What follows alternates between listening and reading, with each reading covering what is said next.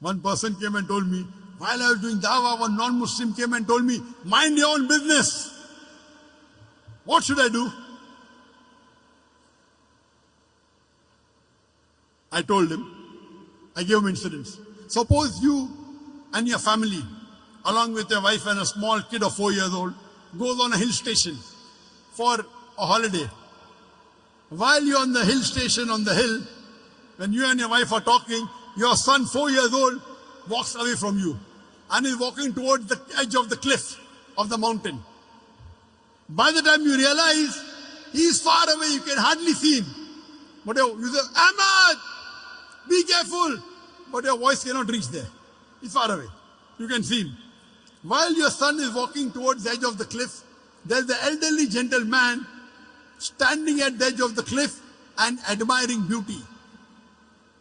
He looks at your son, he smiles, and he continues admiring beauty. You want to shout, oh, mister, save my son. But your voice cannot reach there. Mister, save your son. Save my son, please. Voice cannot reach. The elderly gentleman looks at your son, smiles. He can see your son walking towards the edge of the cliff. After some time, your son falls over the cliff. When you go to that man and tell him, why didn't you save my son? He gives the reply, I was minding my own business. And he's right. He did not push your son, did he? No. Did he tell your son to jump? No. So why should you blame him? He did not tell your son to jump. He did not push your son. Yet you will blame him and tell him, Allah gave him hikmah. He could have saved my son easily. He didn't even have to take a step forward. He only had to stretch his hand and my son would have been saved. Will you blame him or not? Yes or no? You will tell this person, my son is masoom. 4 years old, he doesn't know. This elderly gentleman could have easily saved him. He says, no, I was minding my own business. When anyone tells you, when you are doing dawah, that mind your own business, tell him, that's what I'm doing. I'm minding my business. It is the business of every Muslim to mind other people's business as far as deen is concerned. Let me repeat.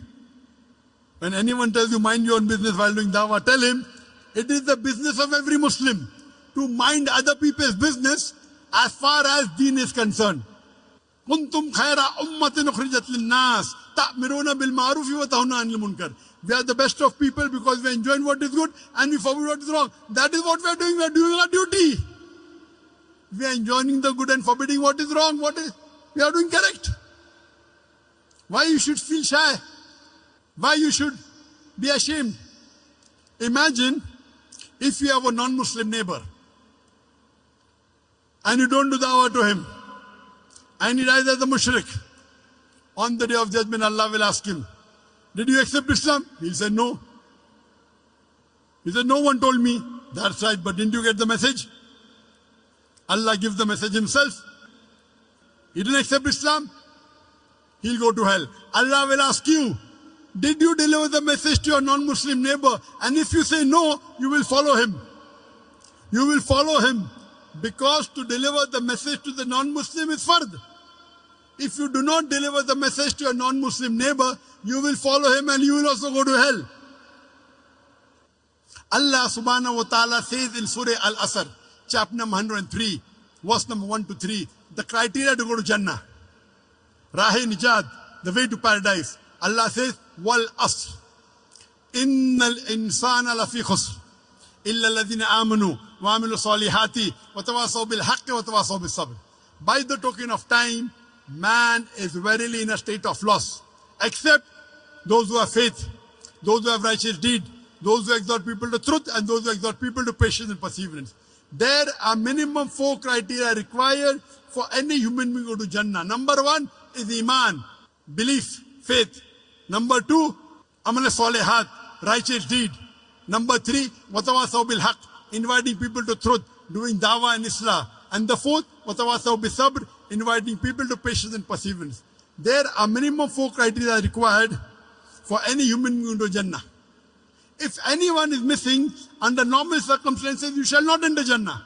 You may be a very good Muslim. You may be praying 5 times a day. You may be having a mark on the forehead.